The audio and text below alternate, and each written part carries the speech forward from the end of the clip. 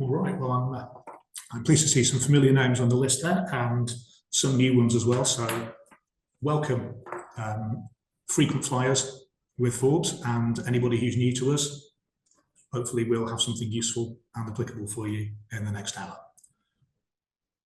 So just going to check for a nod from my colleague. Hopefully you are seeing my slides on the screen at the moment. Fabulous.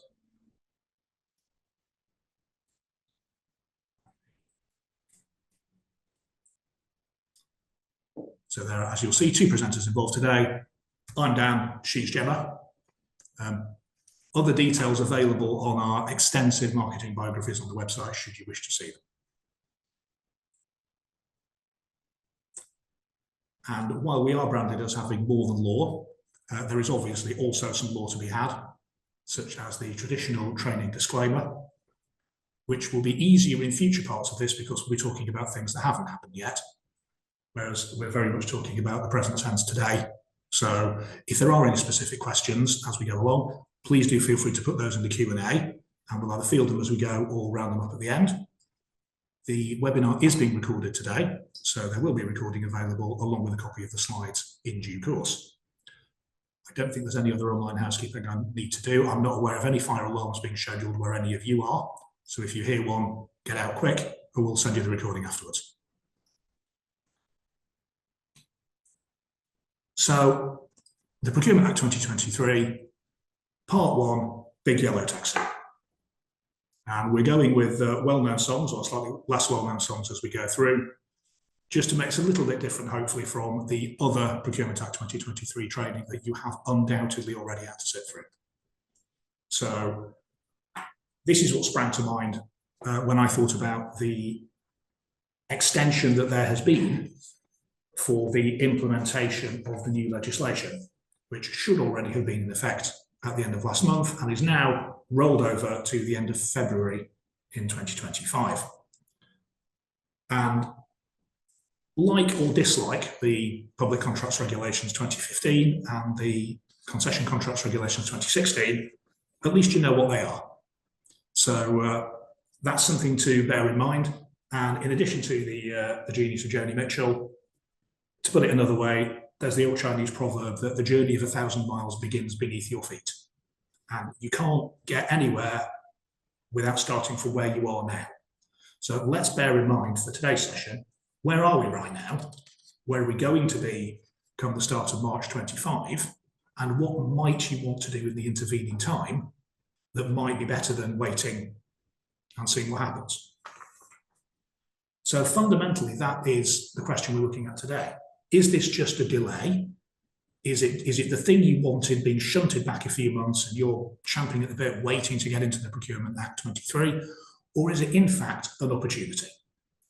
Is it the last chance to see the endangered species, for example, the dynamic purchasing system, at large in the wild before it becomes extinct at the start of next year? So you've got the opportunity to do what I can loosely call a bit of forum shopping. It is open to you at this point to choose which procurement rules will apply to your future procurements, depending on when you choose to initiate them. So you could, if you wanted to, start something now, and you will be starting it under the existing rules. So for those people just joining the webinar, welcome. The object of today's presentation is to talk about what's going on between now and March. What do you have under the new rules? And what do you have under the current ones? So one of the big underlying policy objectives of the 23 Act is transparency, or to put it another way, potentially unwanted publicity. And there will be, it is fair to say, after February, a lot more publications and notices involved. And session 3 in this series, entitled Read All About It, addresses the, we think, according to the Procurement Regulations 2024, 26 different things you might have to publish in the course of undertaking a procurement over its life cycle.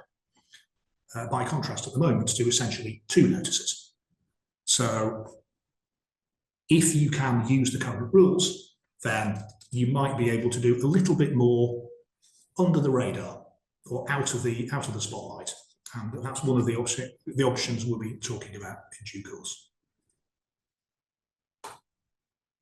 So how do you know whether the old rules or the new rules apply? Well, there is a line in the sand, and it is the implementation date, which is now back to February 25, would have been the 28th of October, now moved back to February.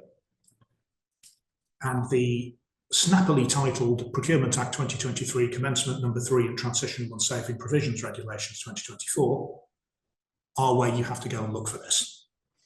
So it is similar to the old rule that those of us who've been doing this for a little bit longer will remember happened in 2015-16, but only on about 2 weeks' notice, which was, here's the new rules. Once they take effect, any procurement you start after the transition date, the new rules apply. So conversely, any procurement underway before the law changes apply the old rules, i.e. the current ones, rather than the new ones. So that's where the line in the sand is. And what counts to stay on this side of it? A range of things according to the Transition 1 Saving Provisions Regulations. Publishing a contract notice, undertaking a direct award, effectively starting the process. It doesn't involve getting to the award stage having made all of your decisions. So good news on that front, you don't have to have concluded a procurement before the rules change. You need to have started it. Although, do take advice, check the regulations as to exactly what counts as starting, because it would be a shame to try to do it and not have it prove as effective as you would have wanted. So if you are underway before the cut-off, then in the vast majority of situations, the transitional regulations say the Procurement Act 2023 does not apply, except that it does a bit some of the time. And the two situations in which it does is that if you started a dynamic purchasing system, you cannot run that for as long as you might otherwise have done. They are calling time on DPSs. It would have been 4 years from the implementation date, so we're assuming now February 29. However, still means you can have one for that period of time, and we'll talk about that in due course. And if you're undertaking a repeat direct order, the Act does apply with some modifications to that direct award that you might be making on the basis that you are ordering more of what you had before. That rule is still in play. It's just in a different part of the legislation when the Act comes in. So the transition rules map you over from one to the other. But generally speaking, if you start before the cut-off, you can use the old rules. So why would you want to? So here's today's first gratuitous musical reference, Better the Devil You Know, for the Kylie fans in the audience. All joking aside, the one thing you can say for the procurement, public contracts regulations, I should say, 2015, is that you know where you stand. Or more accurately, you know as much as you're ever going to know. Yes, there's still litigation going on, but the vast majority of things under the old 2015 regulations and 2016 concession contracts regulations, we know about. And you've done it before. It is tried and tested. It may not be the smoothest or the least clunky process in the known sky, but you have done it before. So doing it again is going to be less onerous and lower risk, potentially, than trying to do something different under the new law just because you waited until the rules changed. If you've got a procurement that you're ready to start, you can choose to start it now, or if you're able to wait, you can choose to start it under the new law if that gives you something that you couldn't have got otherwise. So they're familiar procedures. We'll talk about this when we come to session 2, change is going to come. There's a well-known set of procedures, the open procedure, the restricted procedure, competitive dialogue, negotiated procedure or competitive procedure with negotiation. All of these things are floating around and they're available to pick and choose from, and you know what you have to do because each one has got its own place in the regulations that tells you how to work it.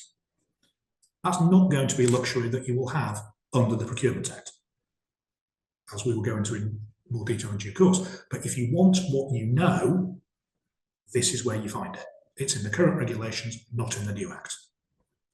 So the usual notices, and the point being considerably fewer notices than you would have had otherwise. Effectively, contract notice, award notice. Not 26 different things, just the two. So if you want to not have to publish the inside leg measurement of the winning contractor, which is pretty much what you're going to have to do, then fine, do it under the old rules. You might be able to reuse documents. Massive legal disclaimer where that is appropriate. Please don't Tipp-Ex out the name of the old contractor and write in the new one.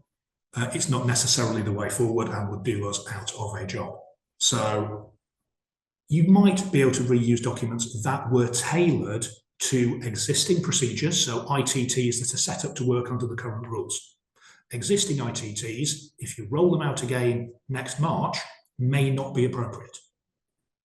So potentially get value out of all the work you've done under the existing regulations.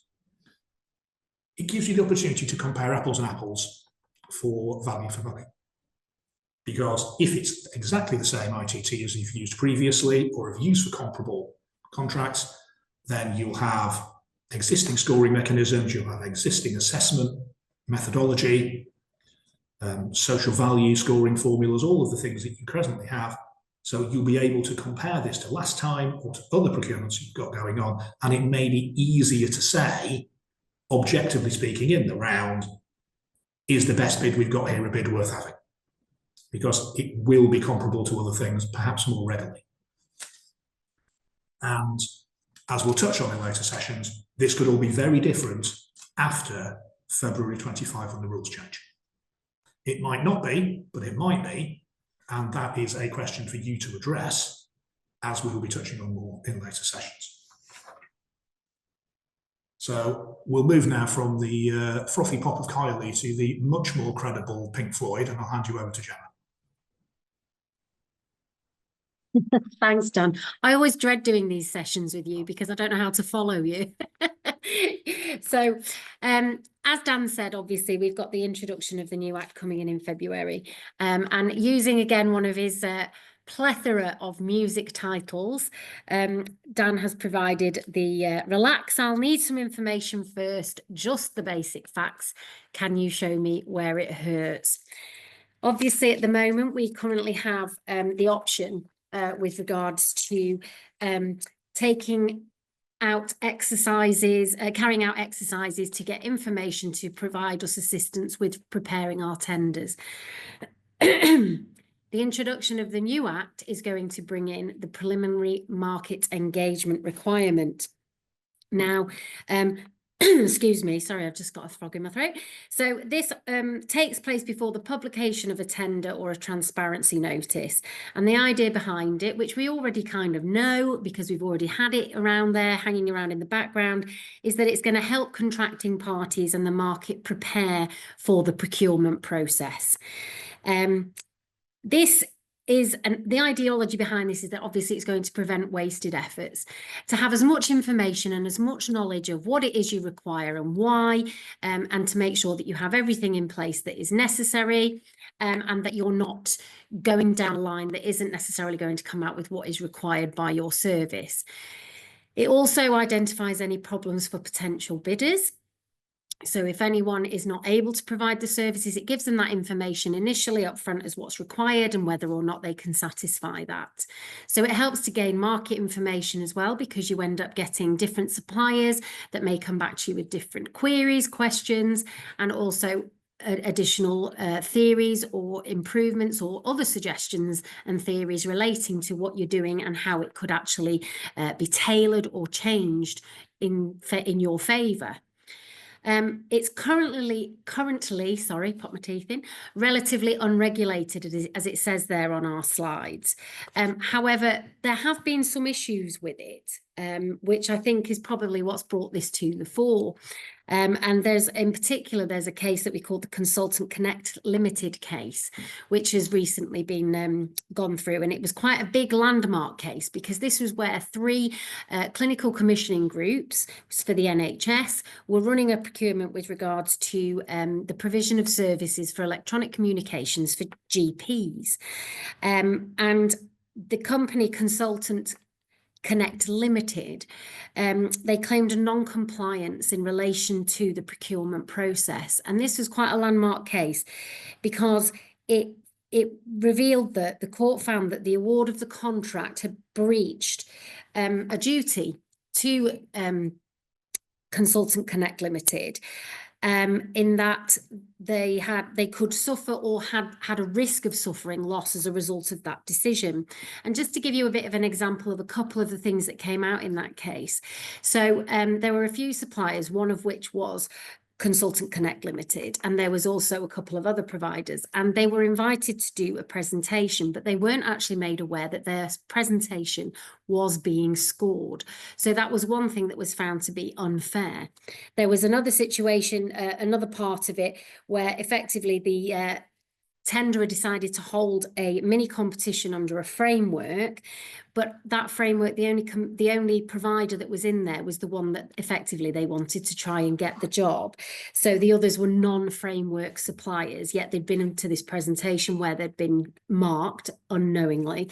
And there was also issues of conflicts of interest because some of the evaluators had relationships with the winning tenderer, and not only that, they weren't present at all the presentations that were marked and things like that. So there were lots of holes in there.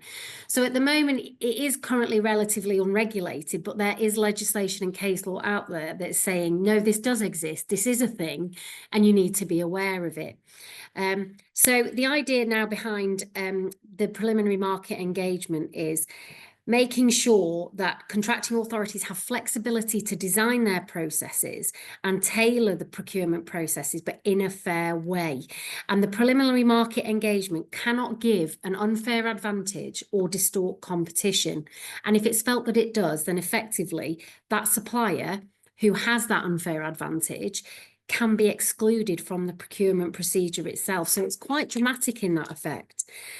There's also, as Dan's already touched upon, 750,000 notices that you now have to produce as a result of the new Act.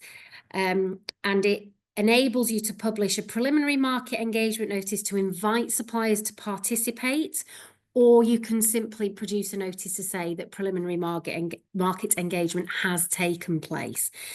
You're not actually legally required to carry out preliminary market engagement, but Section 17 of the new Act does contain requirements if you do choose to do that. So you're still not legally required to do it, but you have to be aware that if you do, there is a part of the Act which particularly stipulates what you have to do as part of that. So there are quite significant changes, and as is highlighted by that case, and Dan's helpfully put on this slide, abuse of the system isn't permitted, even if it is currently quite unregulated. Don't score it. And again, as I've highlighted, post-February 2025, there are going to be quite significant changes to any sort of preliminary market engagement. Dan, I didn't know if you wanted to chip in with anything else there. I think that's exactly it on this point. It is an example, and there's another one I know, Gemma, that you're going to be covering later, of something you can do off the books at the moment, which after the law changes, you are going to have to publicise the fact that you're going to do it or you have done it.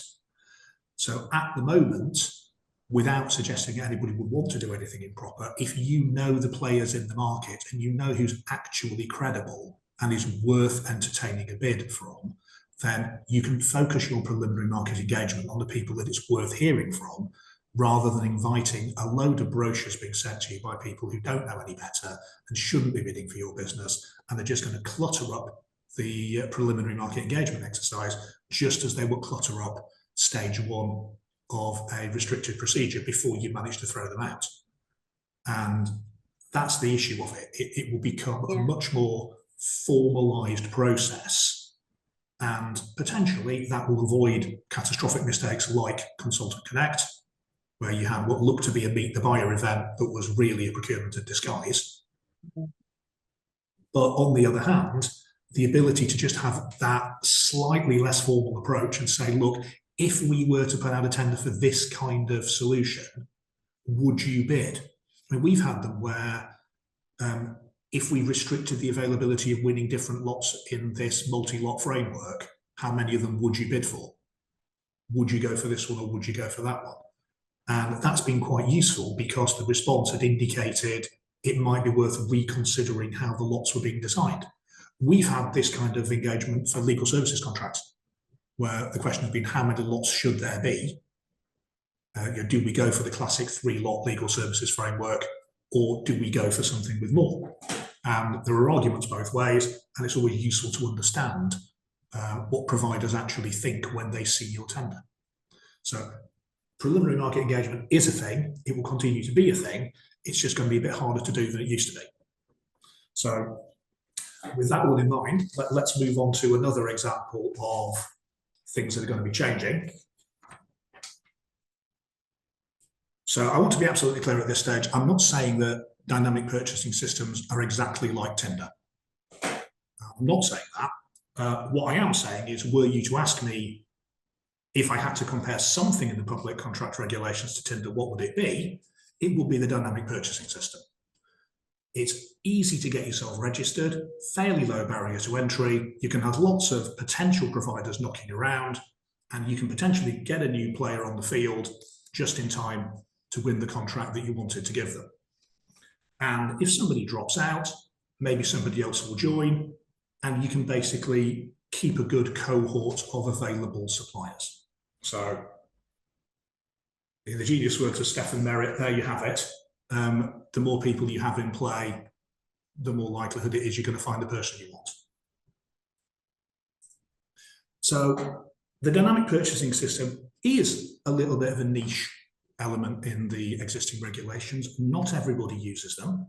However, if you do use them and you want to carry on, or you want to try one, this is your last chance. They are absolutely not a thing under the Procurement Act 2023. I'll come to this on the next slide. I know that there's a thing with dynamic in the name, but I promise you it is not the same thing. Genuinely, it isn't. We both read it. It really, really isn't. So why would you care about a dynamic purchasing system? Well, it is effectively framework light.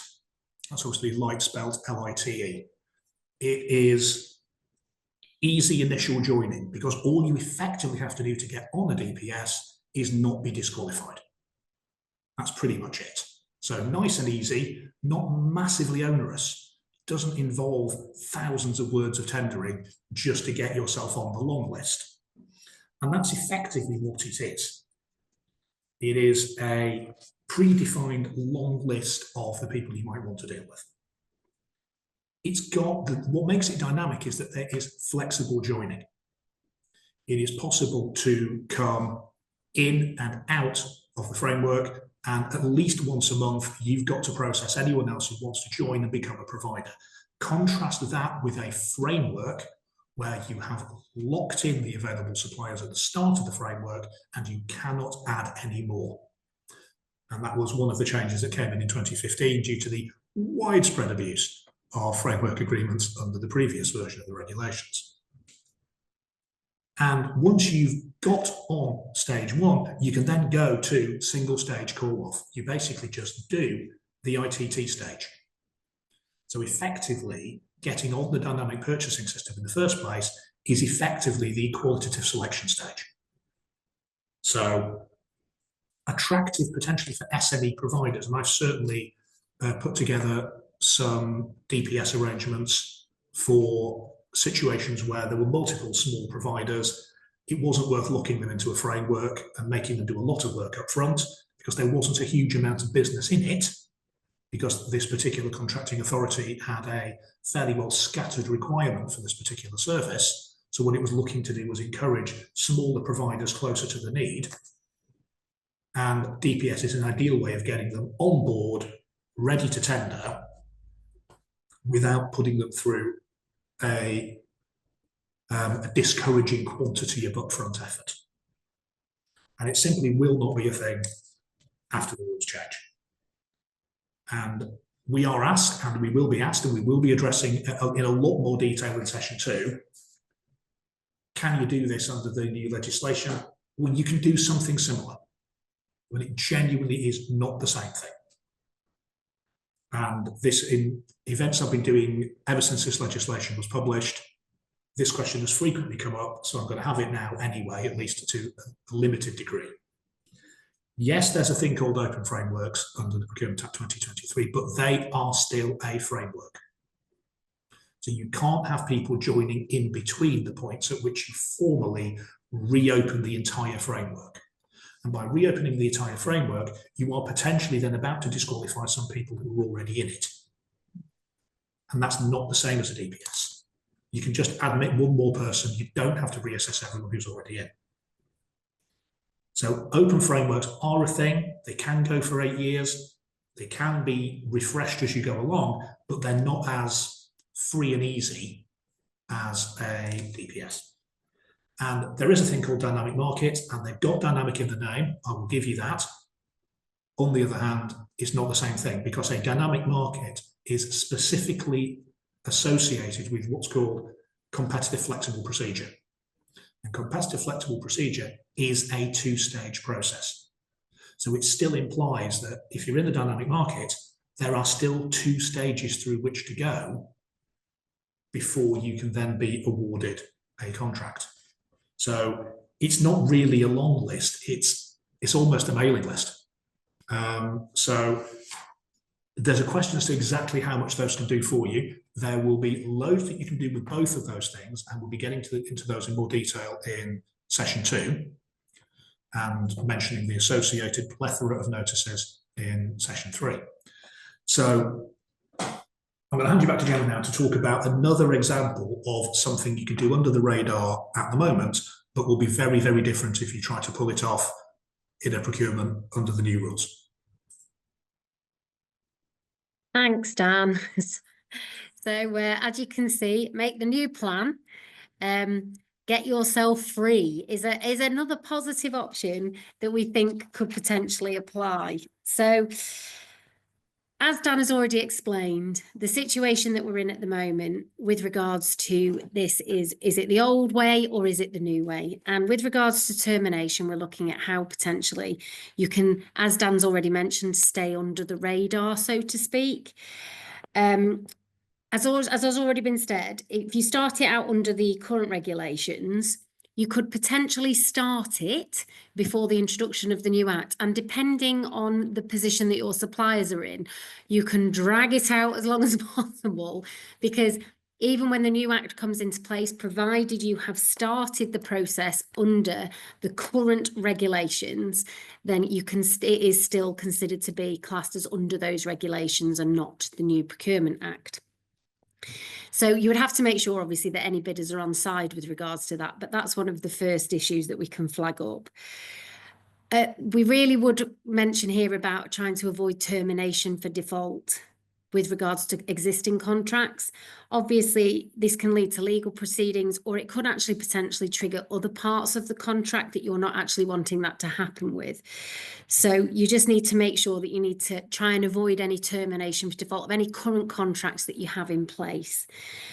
The risk is all about risk management, like it says on the slide here, and looking at potentially what you've already, it's an assessment of what you've already got in place, what you're planning, when it's going to be, and whether or not you think that would fall better under the current regulations or under the new regime.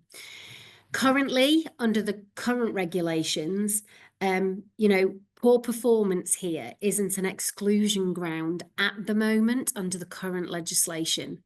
Under the new Act, it is classed as an exclusion ground, and potentially that could end up causing real problems as a result of this becoming an actual exclusion ground here. The idea behind as well at the moment, keeping you out of the self-cleaning process, being more flexible and that confidentiality. And at the moment, under the current regime, you don't have to publish a termination notice. which, as Dan quite rightly said to me before, would state as a supplier potentially how rubbish you are and how you're not delivering that service. Whereas under the new Act, there will have to be details and a termination notice outlining why. There's a lot more scrutiny on suppliers and their performance and how they're doing under the current contracts. So at the moment, it's arguable that it's more beneficial at the moment with regards to the current position. However, under the new Act, it could be a lot more restrictive because a lot more information is required to be produced as to why something has been terminated or come to an end. Dan, I see that you've taken off your microphone. Do you want to hop on in? Yeah, absolutely. And I will apologise if I've accidentally just taken it back a slide. Depending on which one of my many screens my cursor is currently on. That's not helped either. Let me get that back. Right, there we go. That's the one. Yeah, apologies for the interruption in transmission there. So, yeah, the key thing at the moment is, and I know there are people on the call with whom we have actually gone through this process, is at present, if you've got a contractor that is letting you down and the contract isn't working out, and potentially you are in a position where you might be able to terminate the contract and get out of that arrangement and go find somebody better with whom to work, the risk of having the contract terminated for default is so serious for the contractor that if that's the only option you offer, they may actually have to stand and fight. Because at the moment, having that contract terminated puts the contractor into self-cleaning.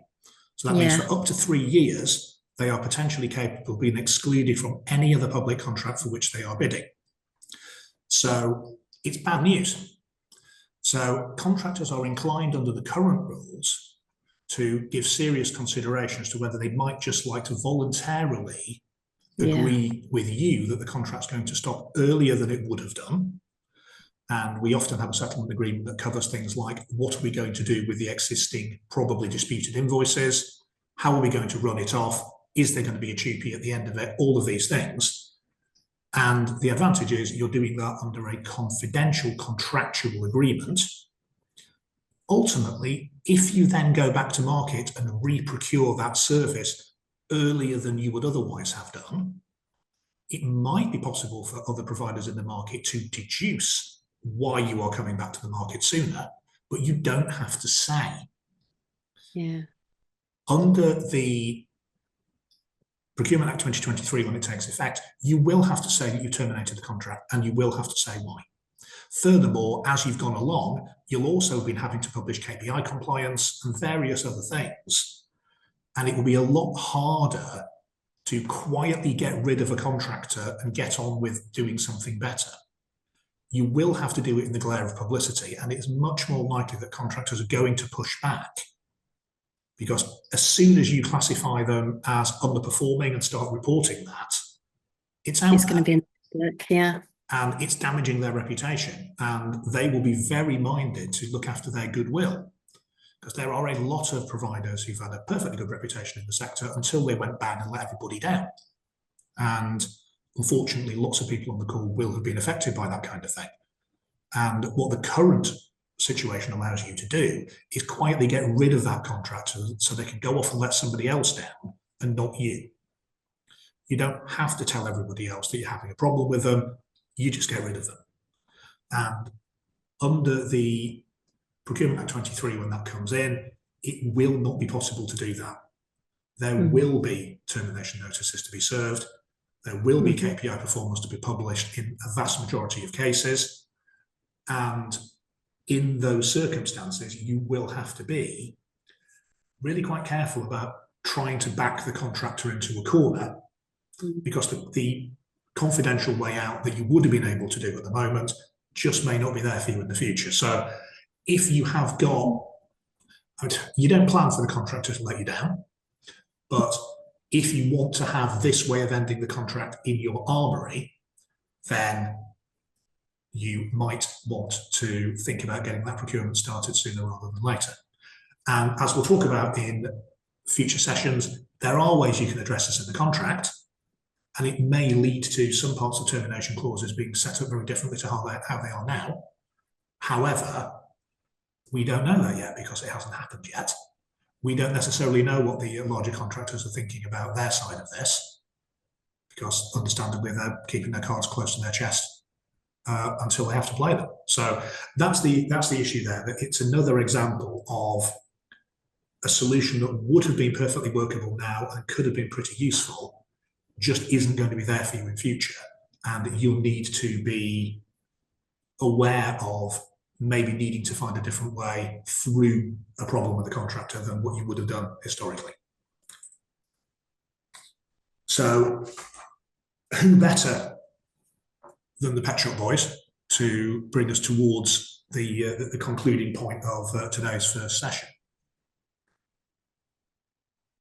The approach that we're taking to this, and I know at least one of our clients is doing this, is to say, we might want to use one of the existing procurement rules, an existing procedure, or to have the ability to work under the current regulations, and accordingly, if we've now got until the end of February and we understand how far we need to have gone to make the new rules apply, let's do that. Let's work under the old rules or the new ones, and let's have that choice as to which way we want to proceed. So in summary, you can still use the PCR 2015 and the concession contracts regulations while they last. Once they are gone, they are gone. They are wholly repealed and replaced by the new legislation. There isn't a choice to do it the old way. So it's not like things such as constitutional documents, where you can still use the old version if you want to. There's plenty of companies out there with 1948 Companies Act constitutions, let alone 1985, let alone 2006. And that's perfectly valid because it was okay at the time. This is not like that. Any procurement that you haven't started before the rules change is under the new rules, and you cannot choose to go back to the old ones. You can't contract into the old rules. Once they're gone, they're gone. And you may not like them, you certainly may not love them, but you do at least know them. So use them when you can, if that gives you a solution that you couldn't have under the new law when it comes in. Or if you need to start now because timing is short, then fine. It's still perfectly possible to do procurement as you know it right now. The fact that the implementation of the Act has been delayed does not mean you can't do procurements. It just means the old rules still apply until the new rules come in. So if you've made that start, then you're under the old rules. And as Gemma suggested earlier, contracts don't have to start immediately. There could be a mobilisation period. The actual commencement of delivery date could be sometime after the award notice and the decision. So if you start your procurement early, you could always have a more leisurely timetable than you might otherwise have to do if you had to cram it in before a deadline. So it's effectively switch on the old rules and then set the start date for when you want the contract to begin. Now that is something that in the real world you can't do for an excessively long period of time. For example, if you said to a contractor, we're going to invite bids now and all bids have to be capable of acceptance for a full 12 months instead of the usual 90 days, certainly if I were that tenderer, I'd be saying, I can't hold that price for you for that long. However, in some kinds of contract, particularly if it's got variable pricing or updating pricing already built in, that potential problem for the bidder won't be as much of an issue, and it could potentially be agreeable to bidding now for something that might start further into 2025 than February or March. So there is the opportunity to have the new rules now, the old rules now, I should say, for a procurement that would have happened under the new rules, but doesn't take effect until after the new rules have started. On the other hand, you can wait for the Procurement Act 2023 if that gives you something you don't have now. That's the point. There's nothing compulsory about getting your procurement in before the line in the sand in February. If you want an open framework, you can't do an open framework now. You'll have to wait. No problem with that. If that's what you want, great. If you want to do a dynamic market, do it then.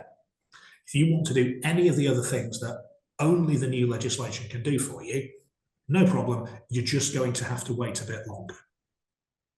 It is possible, and we have talked to some clients about this, to try to build into your contract some elements of seeing the new legislation coming. But ultimately, if you start now, you are under the current rules. Mm. So that's our quick guide to why you might want to take advantage of the current rules before they change. We are happy to take questions. Every bit as happy as Morrissey was back in the day when he wrote this, although we ideally would like to be a little less cryptic in how we answer them. But we'll see what we can do. Now, I am conscious from the Q&A, which is being expertly policed by our colleagues behind the scenes, that we do have a question that's already come in. And that question is, as a school, would it be correct to follow local authority procurement guidance? Well, I'm going to answer that a little bit, and then I'm going to hand over to Gemma, who is far more versed in the governance of education than I am. What I will say is that anyone who's working in the school sector will know there are some exemptions from the existing regulations that apply to schools, and there is a very recognisable version of the same thing that is available in the 2023 Act when it takes effect. Things are called something different in terms of what's currently called a sub-threshold procurement, slightly different treatment of that. So however, the exemption from what's currently called contracts finder for schools does carry through into the new arrangements. So unusually for schools, you are one of the few people who will be doing slightly less continual publication of notices. Some of that long list of notices that we'll be talking about in session 3 don't apply to schools. And certainly for people I've been advising in the FE sector, who helpfully for government debt purposes were classified as central government organisations for some purposes, if not others. My reading of the new rules is that I think if you're an FE college, you probably can get into the exemption for schools, but we'll be checking the small print of that before we make any definitive comment on that in a later session when we've got our trainees to check out all the dots and commas. So in terms of whether it's a good idea always to follow the guidance of the local authority, depending on which kind of school you are, I will defer to our education expert. So yeah, I was just going to say, one of the first questions is, I think it depends on the type of school you are. Obviously, if you're a maintained school, if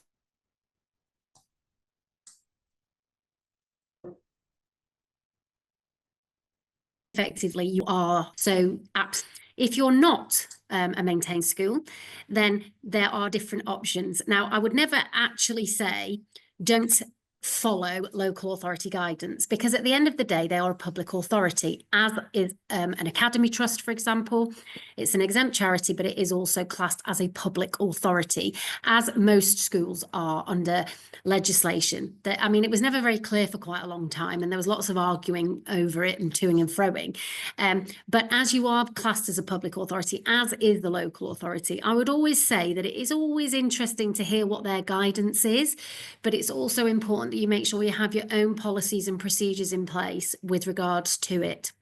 Because quite simply, the local authority will have different requirements and needs compared to what the school might. And I always think that at the end of the day, they will be following the correct guidance because they are a public authority, as are other schools. However, they will have their own agenda, and they will have their own procedures and policies with regards to it. So I would say it's always good to look at guidance and to listen to guidance. However, you need to be looking firstly at what kind of entity you are, what kind of school you are, and you also then need to be looking at what your procedures and policies already say. And obviously they're going to have to be heavily reviewed and considered as part of this transition. Is that okay? Well, no, absolutely. I think that's wholly comprehensive. And to a slightly blunter version of what Gemma was saying there is a lot of schools buy services from their local authority. They do. And if you are an academy, you're not part of the same organisation anymore. So other providers are available. So if you're getting your procurement advice from a service provider, you do at least have to bear in mind the possibility that, however unintentionally, that provider might be explaining to you the most efficient way to hire it, rather than necessarily the most effective way to go out and play the market. And I say that, of course, as a procurement advisor who also tenders to provide services to many of you who are listening, and I get that. And I'm not going to ride too high a horse on this question. However, that is the dilemma we're in if we're ever asked a question about illegal services procurement. And we have got to preface that answer by saying, okay, we can advise you on this, but we might be bidding in due course. So you may want to ask somebody else as well as us. So it is. I think it's difficult, isn't it? It's a tricky one, Dan. Yeah, because like you say, you know, they do sell the services. And I think initially, particularly when the academies legislation came about, maintained schools were very frightened about the options that were open to them, and they trusted what they knew. And so they stuck with the local authority because that was kind of who had always been the provider and had always dealt with it. So I think that's 100% in agreement with what you say there. Yeah, and it's also the case that depending on the particular procurement objectives of your education setting, they may diverge from those of your nearby local authority. I say that purely as an example, as a governor in a CV school, the religious nature of the school is a big deal, and it's shot through everything that the school does. Ditto any other school that's got any other guiding principle around which it is organised, and that isn't always necessarily the same set of criteria that a local authority would necessarily be applying. Equally, Gemma and I know from doing procurement work with local authorities, they do projects way bigger than even the largest multi-academy trust is going to take on in one go. I'm just thinking in terms of the motorway junction that we did not long since. That's a big old chunk of engineering work if you're going to start digging up a motorway. And that is a significantly big ticket project. And local authorities do have to be geared up to do really big procurements of a kind that might result in a process that could be a little bit over-engineered if you're doing something on a smaller scale. And one of the things that we'll be talking about in future events is that under the new Act, you have got that flexibility. It's called the competitive flexible procedure because there's almost no guidance on how to use it. Yeah. And you do have a much freer hand than you would otherwise have. And the question is, to what extent do you want to use it? And with my risk and audit committee chair head on, I'm interested in things that can save my academy money, but I'm not interested in things that expose it to any risk. So provided you can give me something cheap and safe, I'll be delighted. As I'm sure will be the governors of any school that's taking part today. So hopefully that addresses the question. I'm just going to see if I can pop up the Q&A here to see if we have anything else in the inbox at the moment. We don't. So if that covers it for now, then what we would invite you to do is to bear in mind that we have forthcoming attractions by way of the rest of the sessions in this series. So a variety of musical styles ahead of you there for the next 3 events. But what we positively invite is if you have got a question about how you're going to engage with the new legislation or what effect it might have on you, please send us that if it isn't something you want to raise in an open forum now. And we will make sure that we cover those points off in forthcoming sessions, because if it's of interest to you, it's most likely it's going to be of interest to other potential participants as well. So we would welcome any suggestions as to any procurement legislation conundrum that you're grappling with at the moment as to how you're going to make it work. You won't be alone in that. We've already identified some of the key questions that are upcoming. You may have others as well. So please do let us know. We will be happy to pick those up in the rest of the events in this series. So if that covers it for now, thank you very much for your time. Do please send through any other questions you've got. Thank you to Gemma for her contribution, and good afternoon. Bye, everybody. Thank you.